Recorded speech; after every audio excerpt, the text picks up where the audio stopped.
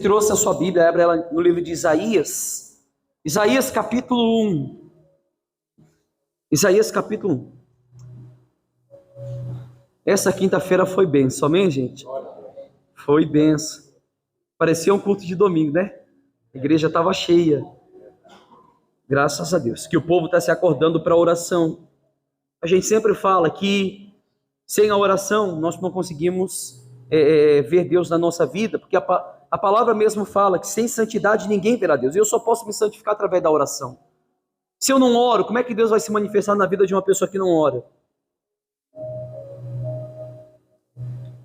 Leonardo Ravenhill mesmo fala que aqueles que pecam deixam de orar, e aqueles que oram deixam de pecar. John Wesley também fala que quanto mais de Deus eu tenho, menos vontade de pecar eu tenho. Mas eu só consigo ver Deus na minha vida através da oração. Muitas das vezes a palavra mostra os heróis da fé, os homens que venceram reinos, praticaram a justiça. Todos eles tiveram vida piedosa, vida de oração.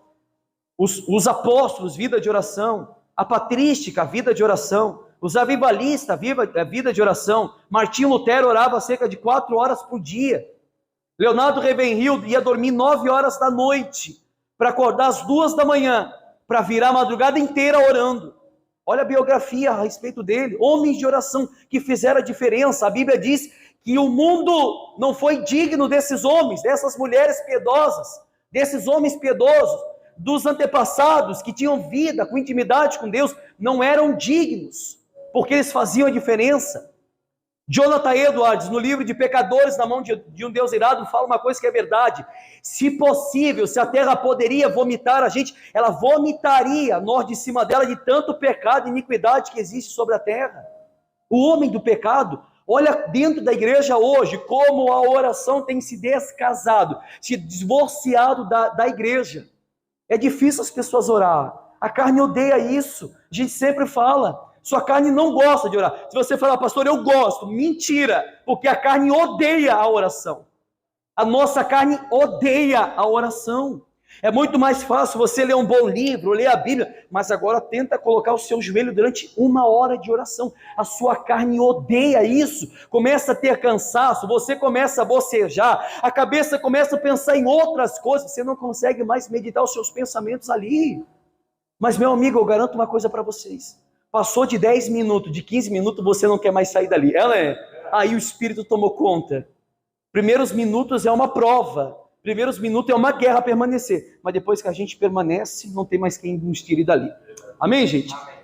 E você pode ter certeza que a oração é uma semente. Eu sempre, nas minhas orações, eu falo para Deus, Senhor, coloca desejo ardente pelo quarto secreto, pelo quarto oculto. Eu quero ter desejo por isso. Eu quero passar o meu tempo mais orando do que fazendo as minhas coisas contemporâneas. Eu quero poder fazer a minha vida se assemelhar aos homens do passado, que tinham prazer na oração. Como um homem, eu esqueci o nome dele agora, me falta a memória, mas ele morreu orando. Lá na Inglaterra, de joelho no chão, estava nevando. Ele começou a orar mais ou menos às 10 horas da noite. Começou a nevar, aquele frio, ele tinha tuberculose. E ele orava constantemente a Deus, e a neve tomando conta do corpo dele, ele de joelho, aí ele começou a ficar em pé, porque daqui a pouco a neve começou a tomar conta dele. Quando ele fica em pé, a neve toma conta até do rosto dele, ele começa a tossir, começa a sair sangue dentro dele, dos seus pulmões, e ele morre orando, meu Deus, homens de oração, e nos falta isso.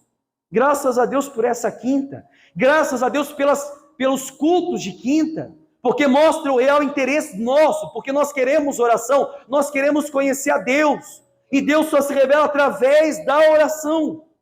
Lemos a palavra, os dois andam em conjunto. Eu não consigo compreender a palavra se eu não oro, e eu não consigo orar se eu não compreendo a palavra, porque a palavra manda eu orar sem cessar. Os discípulos chegaram para Jesus e falaram, Senhor, ensina-nos a orar, porque nós não sabemos orar como convém. A própria palavra de Deus fala isso, que o Espírito Santo nos assiste nas nossas fraquezas, leva nossas orações a Deus com gemidos inexprimíveis, porque nós não sabemos orar como convém. Amém?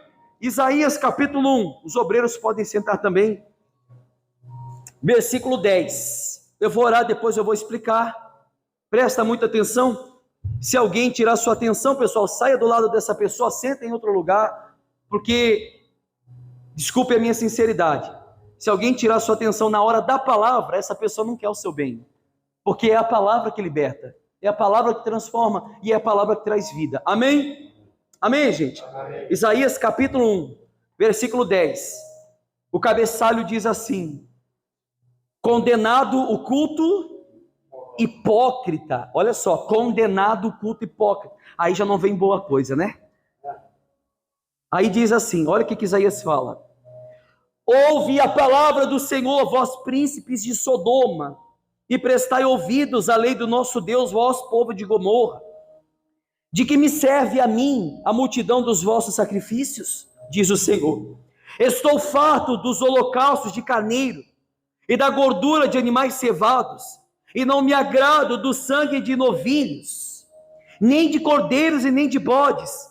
Quando vindes para comparecer perante mim, olha o que Deus fala: quem você quereu só pisardes nos meus átrios?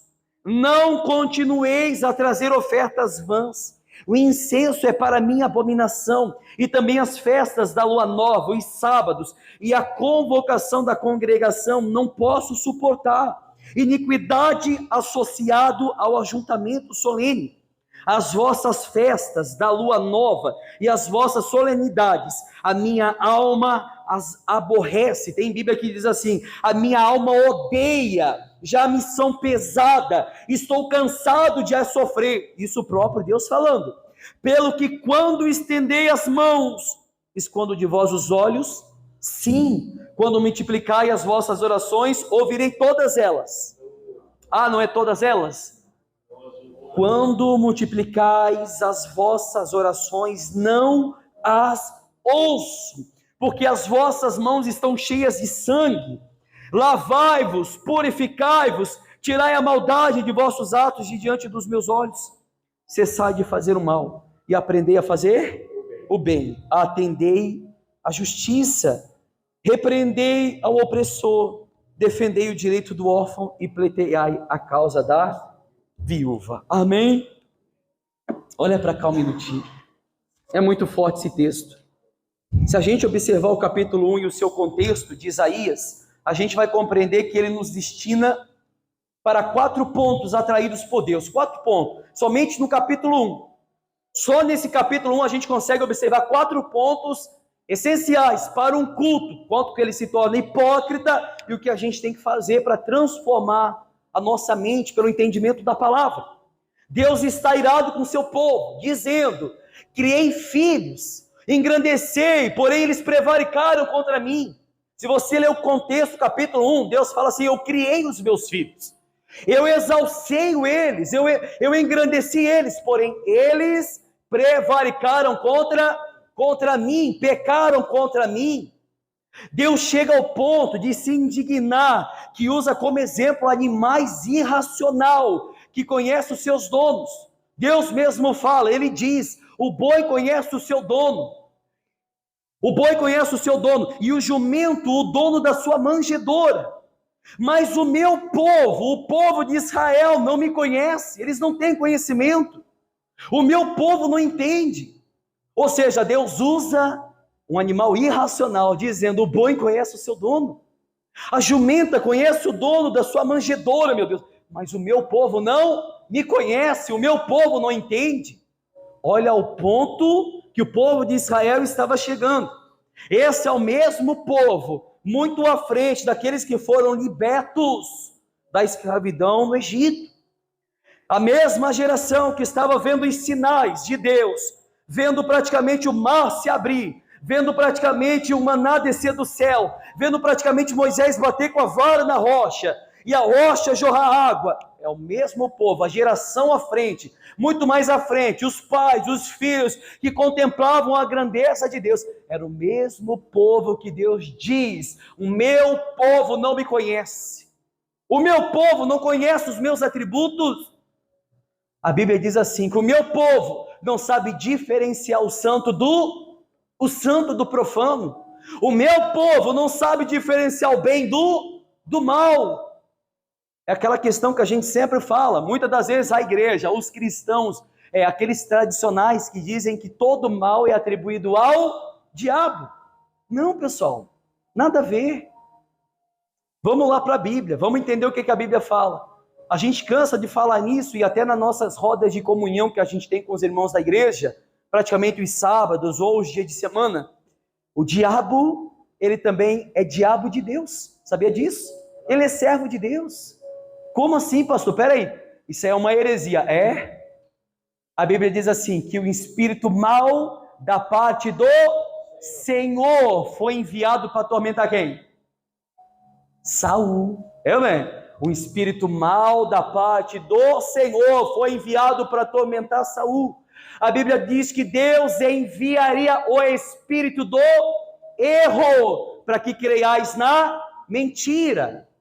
A gente tem um exemplo muito fácil de compreender que quando os filhos de Deus se colocaram diante deles, juntamente com eles foi quem? Satanás. Aí foi interrogar Deus. Jó tem tudo, Jó só é fiel porque ele tem tudo. Deus dá praticamente poder ao diabo para que o diabo pudesse tocar na vida de Jó. Então o diabo é servo de Deus. O diabo só pode tocar na vida de alguém por permissão de Deus. Se está acontecendo um mal na vida de alguém, é por causa de permissão de Deus. O diabo está tocando na minha vida, permissão de Deus. Até então, que a Bíblia não relata que é o diabo que vai lançar os pecadores no inferno, é o próprio Deus. A Bíblia diz que o inferno, o lago que arde com fogo e enxofre, foi preparado para quem? Para Satanás e seus demônios. E todos aqueles que cometem iniquidade. Então essa queixa de Deus contra o povo de Israel estava se enquadrando justo naquele povo que prevaricava contra os princípios de Deus, prevaricava contra a lei de Deus. Ou seja, Deus continua falando, ai dessa geração pecaminosa, um povo carregado de iniquidade, raça de malignos, corruptores, abandonaram ao Senhor e blasfemaram contra o rei, o santo de Israel. Você pode ver o contexto do capítulo 1, Deus chama, meu Deus, você pode olhar o verbo que Deus usa contra essa nação pecaminosa.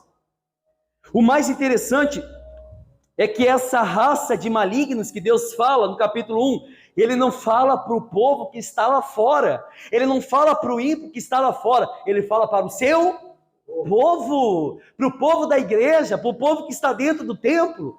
Deus chama o povo de dentro do templo de raça de malignos.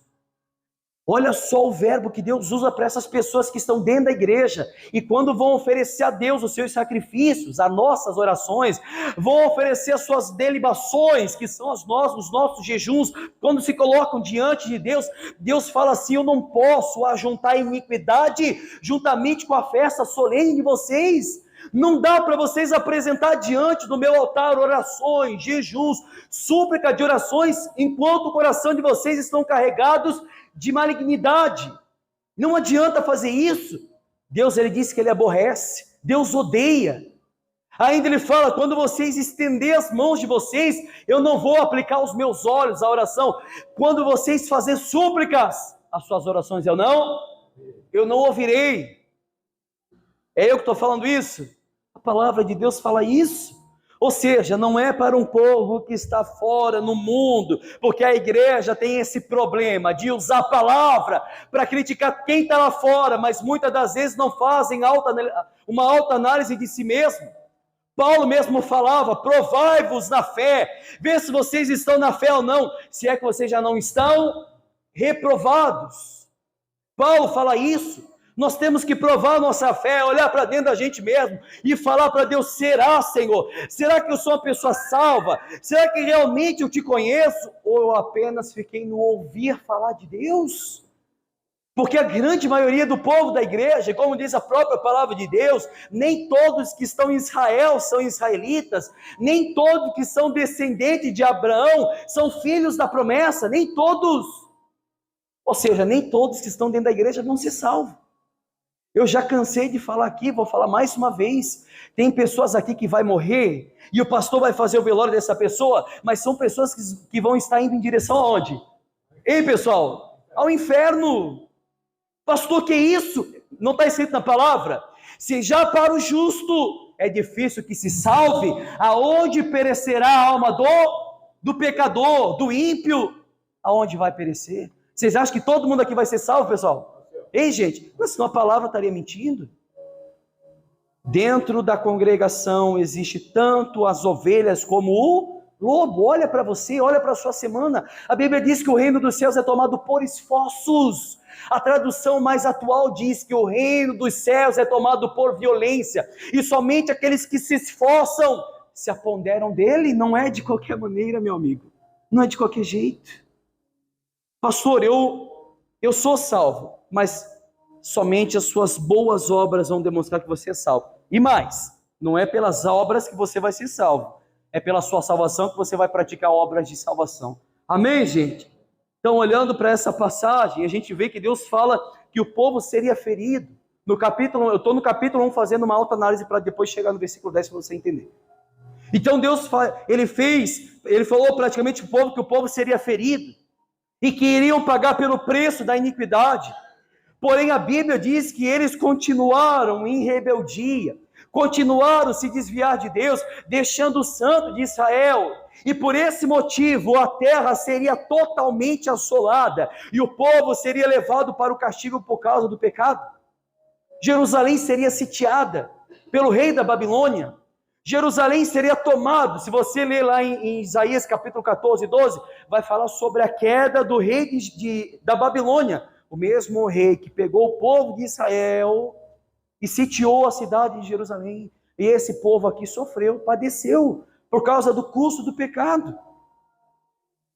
Ou seja, por que a Bíblia fala, pastor, condenado culto hipócrita? Ei, gente, porque Deus fala assim, ó, quando vocês apresentar, eu vou falar bem declarado para você entender. Quando vocês chegar diante do templo, no altar, e tentar oferecer qualquer coisa a Deus, mas com o coração cheio de pecado, não adianta oferecer. É como a gente sempre fala, essa semana foi semana do quê? De santificação. Eu não vou nem pedir para levantar a mão. Nem pedir. Porque a última vez que a gente pediu foi uma vergonha. Por que os puritanos eram conhecidos como os perseguidores de santidade? Porque eles amavam isso. E a gente, perseguidores de pecado. Né? É quanto mais pecado que a gente pode ter na nossa vida, a grande maioria tem. É quanto mais porcaria. É como diz Leonardo Reveril, quer ver Deus na sua vida? Desliga a TV e vai ler a Bíblia. As pessoas passam mais tempo assistindo uma televisão na frente do celular do que na frente da sua Bíblia, meu Deus. Elas perdem mais tempo buscando aquilo que não é de proveito nenhum, do que praticamente tendo conhecimento da grandeza de Deus. E quando a gente fala do culto, ali agora que a gente falou, capítulo 10, do culto, condenado o culto hipócrita, a palavra diz que se Deus não tivesse deixado alguns sobreviventes, nós teríamos se tornado como Sodoma e Gomorra. No 1:9 fala isso. Se Deus não tivesse praticamente separado alguns, toda a raça humana, todo homem, seria semelhante o que aconteceu com Sodoma e Gomorra. Você viu o que aconteceu lá, né? Deus fez fogo descer do céu, fulminou, trucidou aquele povo de Sodoma e Gomorra, aquelas mulheres com crianças no colo, porque a palavra mesmo fala que tinha crianças de colo. Deus não levou em consideração a justiça dessas pessoas, antes abrindo as comportas do céu e matando todo mundo com fogo. Só saiu Ló e as suas 2 filhas. A mulher morreu como estátua de sal, mas as filhas de Ló nem era para ser salva naquele momento. Sabe por que foram salvas? Porque elas falaram assim, olha só, o nosso pai não deixou geração, então vamos embriagar o nosso pai, Ló, vamos dar para ele vinho, ele vai beber, vai se embriagar, mas vamos deitar com ele, para que a geração continue. Foi a primeira filha, deu vinho para Ló, se deitou com Ló, não engravidou. Foi a segunda filha, deu vinho para o pai, deitou com o pai, engravidou. Geração de Ló continuou, tudo propósito de Deus, senão não se salvava ninguém, meu Deus. As filhas de Ló não se salvavam, né? O que tirou Ló de Sodoma e Gomorra? A Bíblia diz que Ló era homem piedoso, que orava pela iniquidade de Sodoma e Gomorra.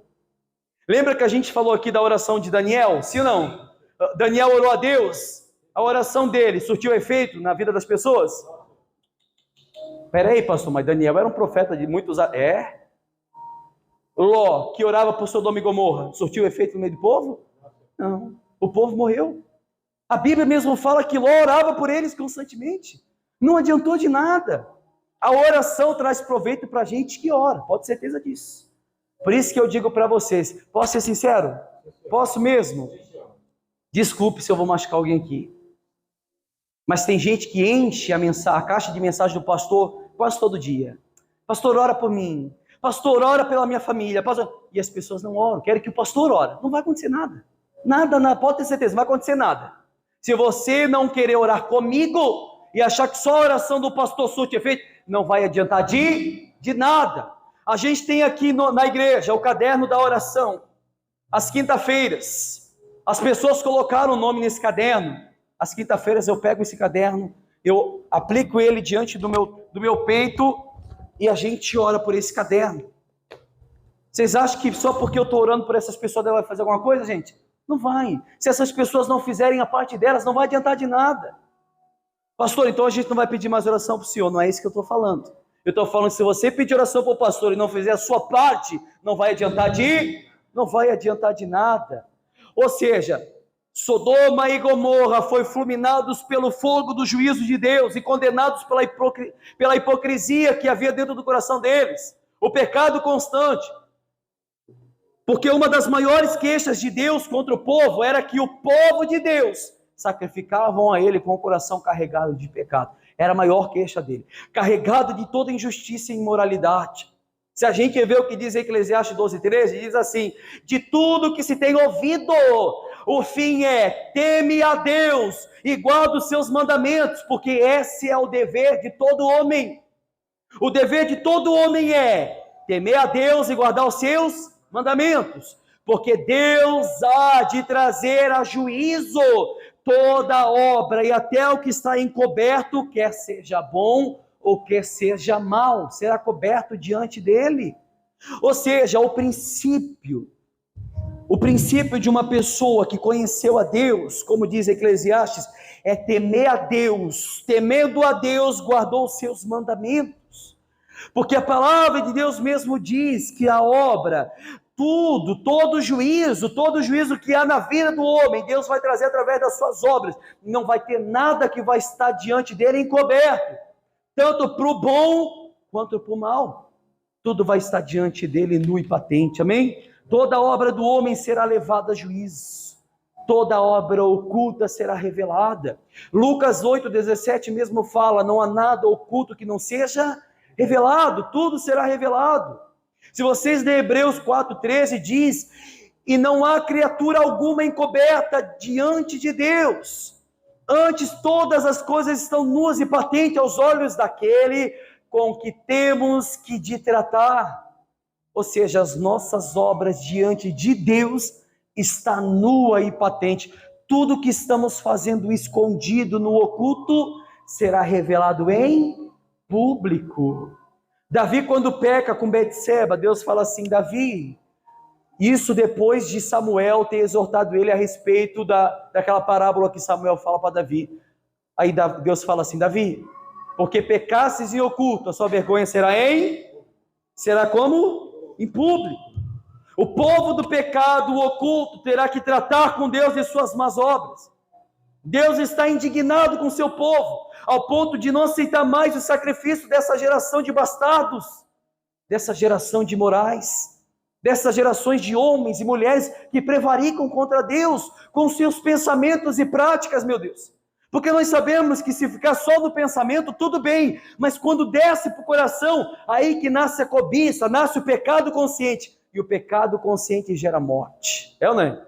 Por isso que dentro da igreja há muitas pessoas que morreram já faz muito tempo. Eu não estou falando da morte física, eu estou falando da morte espiritual, que não consegue mais orar, não consegue mais sentir a presença de Deus, não consegue mais ver Deus, não consegue mais. Tem gente que é tão fria na igreja que o culto passa e ela não sente nada. Não sente nada. É ou não é? Teve um dia que eu peguei uma pessoa e terminou o culto. E justo naquele culto, quando eu tocava lá o barracão, eu estava falando sobre o perdoar. Perdoa aquele que te fez mal. E aí eu falando para ela que você não precisa ser um homicida para matar alguém, já pelo fato de tratar a pessoa mal. A Bíblia diz que aquele que trata o seu irmão mal é o quê? É homicida, né? E eu falando para ela, hoje ela já foi, né, morreu. E eu falei para ela no final do culto, chamei ela para conversar, ela assim, pastor, eu tô irada, eu tô com uma raiva tão grande. Com raiva de quem? Da minha vizinha. Mas por quê? Me fez tanto mal. Eu falei, prestou atenção na palavra hoje? Ai, pastor, não consegui nem prestar atenção na palavra, eu estava com tanta raiva. Tem gente que é assim na igreja. Palavra não entra. Vocês vêm aqui para ouvir o que querem ou o que precisam?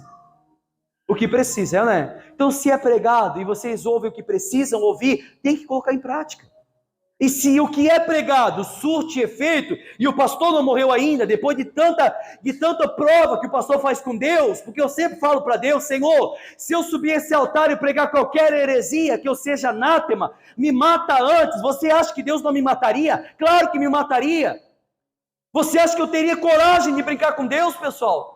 Vocês acham que eu teria cara e coragem de chegar para Deus e falar, Senhor, se eu falar qualquer mentira nesse altar e não procede da tua palavra, me mata antes e eu não morrer? Então Deus não tem poder. Não tem poder. Mas eu sei do que eu estou falando. Eu sei do que eu estou buscando. Eu sei de tudo aquilo que a gente fala diante desse altar. E nós sabemos que o mesmo sermão que é usado para te salvar é o mesmo sermão que é usado para te condenar. A palavra mesmo fala isso. O Evangelho de Cristo tem cheiro, um aroma suave às narinas dos salvos, mas para os condenados, cheiro de morte para morte. Então o Evangelho de Cristo tanto te salva quanto te condena. Amém, gente? E eu creio que está sendo pregado para te salvar, em nome de Jesus. Ele continua falando, quando vocês se comparecer perante mim, quem vos deixou só pisardes nos meus átrios? Não, ele continua, não vos continueis a trazer as ofertas de balde, os seus sacrifícios em vão. Era o que o povo fazia. A minha alma odeia isso. E já me são pesados, estou cansado de sofrer, de sofrer. Deus fala para o povo, quando vocês estenderem as suas mãos, eis que eu esconderei de vocês os meus olhos. E quando vocês multiplicarem as suas orações, eu não vou ouvir a oração de vocês. Me desculpe o que eu vou falar agora. Desculpe mesmo. Mas tem gente que ora e Deus não ouve, não. Tem gente que ora e Deus não ouve. Ele não pode mentir na palavra. Sabe qual que é a pessoa que ora e Deus não ouve? É muito simples identificar. É a pessoa que está no culto assim, na hora da oração, olhando para todo mundo, fecha o olho e ora um pouquinho. Quer observar tudo e todos, fecha o olho e ora um pouquinho. Cansaço, não presta atenção na palavra, não presta atenção na oração.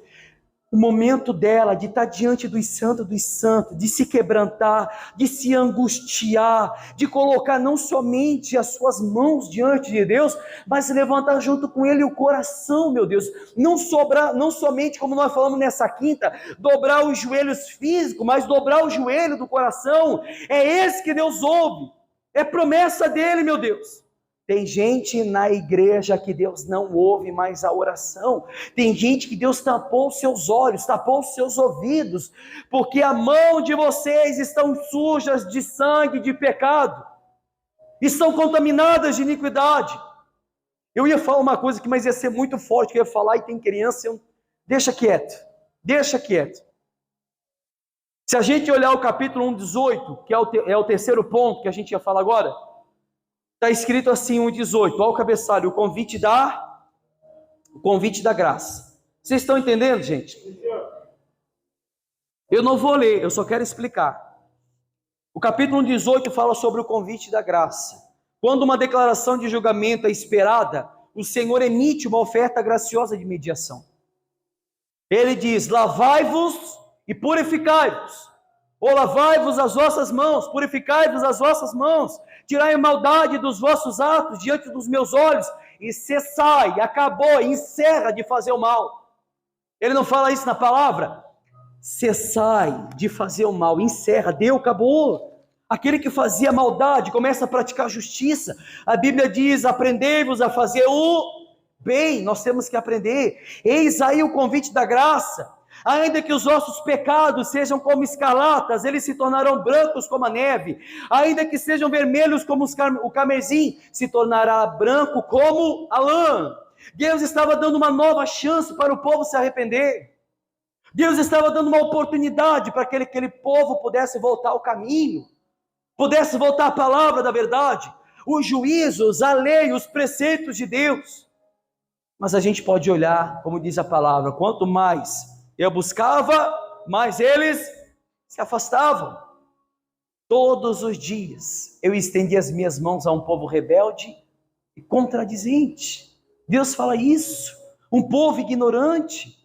Veja o verbo que Deus usa, raça de malignos, é uma palavra forte, mas procede da própria boca de Deus.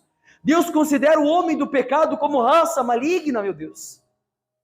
Infelizmente tem muitos que são assim. Deus estava dando mais uma chance, é o que Ele faz para a gente hoje.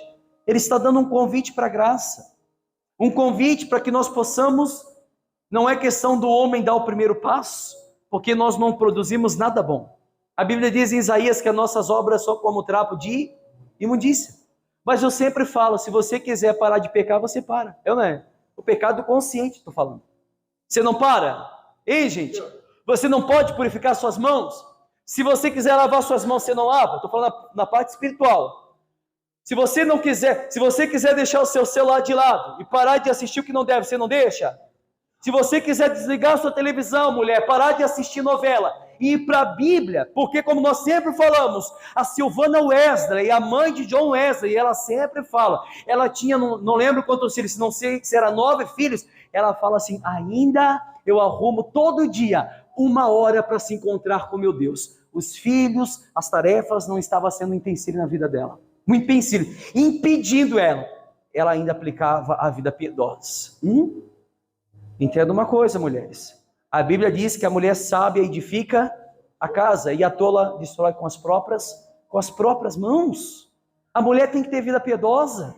A mulher tem que orar, tem que ter vida íntima com Deus. A mulher não tem que depender do homem. Eu falo para minha esposa, meu Deus, eu oro com elas, mas depois que eu termino a oração com elas, eu vou ter o meu momento a sós com Deus. Tem coisa que eu tenho que falar para Deus, tem coisa que eu tenho que falar para Ele, somente eu e Ele. É somente eu e Deus, no meu quarto oculto, no meu quarto secreto, somente Ele há de me recompensar, mais ninguém. Não é a minha mulher, não é a minha filha. As mulheres têm que fazer a mesma coisa, os filhos têm que fazer a mesma coisa, os pais têm que impor na vida dos filhos, os filhos têm que ter vida piedosa. Eu falo para minha filha, quando acorda, vai ler a Bíblia, vai orar, esqueça tudo, mas entrega o seu primeiro momento para Deus. Ela faz isso, ela faz à noite. É como a gente sempre fala, eu falei semana passada, até na oração do alimento, quando a gente estava orando na mesa antes de almoçar, eu prestando atenção nela, falei, faz filha, faz a oração aí. E ela fazendo a oração. E a oração dela não foi apenas, meu Deus, abençoa o alimento, amém. Não. Ela falava, ó Deus, eu te peço que o Senhor não deixe faltar nada na mesa daqueles que estão necessitados. Ela falava assim, abençoa o povo da igreja. Abençoa aqueles que estão entrando agora, aqueles que vão entrar ainda. Olha a oração de uma criança de 11 anos, meu Deus, vida piedosa, porque ela vê o pai se prostrando diante de Deus. Os seus filhos têm que ver vocês pais, vocês mães, sendo o exemplo dentro de casa, porque se vocês não fazem, não adianta cobrar do filho. Vocês serão hipócritas de cobrar uma coisa do filho quando nós não fizemos. Só cobra algo do seu filho quando você faz. Amém? No capítulo 1, 21, vai falar sobre o julgamento e a redenção de Jerusalém. Capítulo 1, versículo 21 diz, aliás, o julgamento que é o cabeçalho e a redenção de Jerusalém. Deus começa falando, como se fez prostituta, a cidade fiel, ela que estava cheia de justiça, nela habita a retidão, mas agora homicidas. Jerusalém era a cidade fiel, Jerusalém foi a cidade escolhida pelo próprio Deus, para o assentamento do trono eterno de Deus, mas Deus mesmo fala, como se fez prostituta, meu Deus, olha a palavra que ele usa para Jerusalém, a cidade que era cheia de justiça, a cidade que era cheia do poder de Deus, cheio da palavra, aonde começou a tarefa da grande comissão, aonde começou o evangelho a ser expandido. mas um pouco antes era conhecido como uma cidade de prostitutas. Não eram mulheres prostitutas, era a cidade que se prostituía com as coisas da terra. Por isso que Deus falava para Oséias, para Ezequiel, Jeremias, muito mais para Ezequiel. Quanto mais eu chamava esse povo, eles se prostituíam debaixo das árvores. Veja, filho do homem, o que estão fazendo? Ou seja, tirando Deus do templo, tirando Deus do santuário e colocando todo tipo de imagens de idolatria. E como eu sempre falo, idolatria não é só uma imagem que você pode tocar e adorar, como assim os católicos fazem. Os evangélicos adoram isso. Quero ver a igreja contemporânea, né? Como a gente falou um culto há muito tempo atrás. A igreja contemporânea adora levar um vidrinho de óleo para casa, né? É o que? Eles adoram isso. Um pratinho de sal, né? Um pratinho de sal. Vamos lá, o que eles mais gostam de usar? Ih, quando corta a gravata do pastor mesmo, né? Eu já perdi muita gravata assim. Mas graças a Deus ele abriu os meus olhos, tirou a escama dos meus olhos. Mas ele continua falando, nela habitava a retidão, mas agora habita homicidas. Homicidas. Acabei de falar agora, vamos puxar para o lado do amor ao próximo? Aquele que trata o seu irmão mal é o quê? É eu que falo isso? É a palavra. Aí continua assim, e sabemos que nenhum homicida herdará o reino de Deus. Nenhum. Pastor, eu nunca matei ninguém. Mas se você odeia o seu irmão, você é um homicida. E você não vai herdar o reino dos céus. Pastor, eu nunca fiz mal para ninguém, de matar alguém, de tirar a vida de alguém. Mas se você trata o seu irmão mal, você é considerado como um homicida. A Bíblia diz que quando você ofertares diante do altar de Deus e lembrares que o teu irmão tem algo contra ti, vai depressa. A Bíblia mesmo fala assim, vai depressa. Em outras palavras, pede perdão antes que te entregue ao meirinho, antes que te entregue ao tribunal. Depois que você faz isso, você vem e oferece a sua oferta. Nem a oferta que a gente coloca no altar. Não estou falando de dinheiro não, meu amigo. Eu estou falando das suas ofertas espirituais, o seu culto racional, a sua oração, o seu jejum, a sua adoração que você faz diante de Deus.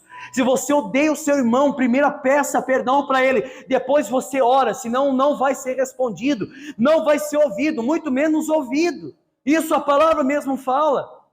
Ou seja, Jerusalém, que era a cidade em que possuía o povo escolhido, se tornou em escárnio e objeto de opróbrio, objeto de vergonha. A promessa de redenção é que os redimidos vejam a glória de Deus e os pecadores sejam totalmente destruídos. Isaías mesmo fala isso. Olha só, Isaías 1:21, vamos continuar aqui. Deixa eu ler para você entender. Isaías 1:21. 1:28. Olha como Deus ama todo mundo Deus ama. Vamos lá então, se Deus ama todo mundo, então vamos rasgar esse versículo da Bíblia, né? Isaías 1:28 diz assim, mas os transgressores e os pecadores serão juntamente o quê? Abençoados, destruídos, e os que deixarem o Senhor perecerão. Vamos ler de novo. Os transgressores e os pecadores serão juntamente o quê? Pastor, mas Deus ama todo mundo, pastor. Deus, ele conhece o meu coração. Eu sempre falo, Deus conhece o coração de quem está gritando agora no inferno. Deus também conhece. Deus conhece o coração do homem do pecado. Até então, Nabucodonosor foi um rei desgraçado, que matava a sangue frio os judeus, o povo de Deus, mas Deus chamou ele de servo. E aí? Vai querer contradizer Deus? Vai querer dizer que Deus é injusto? Então a injustiça da parte de Deus, pastor, Como é que pode o vaso dizer para o oleiro, por que me fizesses assim? O vaso não tem poder contra o oleiro. Simplesmente ele vai ter misericórdia de quem ele quiser ter misericórdia, ele vai se compadecer de quem ele quiser se compadecer. Romanos capítulo 9 fala isso. Se ele quiser lançar toda a raça humana ao Hades, bem-aventurado seja o nome dele, amém? Se ele quiser salvar toda a raça humana, bem-aventurado, ele vai continuar sendo Deus. Nós não podemos impedir Deus de salvar alguém, o poder está na mão dele. A Bíblia mesmo fala que a salvação pertence a ele. Se ele quiser me salvar, amém. E se ele não quiser me salvar, ele vai parar de ser Deus? Vai continuar sendo Deus. Amém, gente? Então, olhando para essa passagem, condenado o culto hipócrita. O culto hipócrita, que as pessoas falam da boca para fora, mas o coração está distante de Deus. Esse é o culto hipócrita que a Bíblia relata. De eu fazer minhas orações diante do altar de Deus apenas com os meus lábios, mas o meu coração está carregado de transgressão, carregado de prevaricações, carregado de pecado, e não há quem suporte chegar diante de Deus com tal condição antes de ser constrangido pela palavra dele. Amém, gente? Então vamos lavar nossas mãos, purificar nossas consciências, nossas mãos, para que quando chegar diante dele, a promessa de Isaías 1,19 se cumpra na nossa vida. Ainda que o vosso pecado seja como escarlata, se tornará branco como a neve. Ainda que seja vermelho como um carmesim, se tornará branco como a lã. Se quiserdes e me ouvirdes, comereis o melhor dessa terra. E se recusardes, serás morto à espada. Não tem livre-arbítrio aí. Só nesse versículo a gente vê que não existe a palavra livre-arbítrio. Por quê? Se quiserdes e me ouvirdes, comereis o melhor. Pastor, eu não quero. Então o que vai acontecer? Vai ser morto à espada. Tem como eu escolher? Não tem. É somente esse caminho, não há outro. Por isso que Pedro falava, para quem iremos, Senhor? Se só em Ti encontramos as palavras de vida eterna. Amém, gente? É isso que eu tenho para deixar para vocês. Vamos ficar de pé. Aplauda Jesus bem forte, que Ele merece. Louvado seja Deus.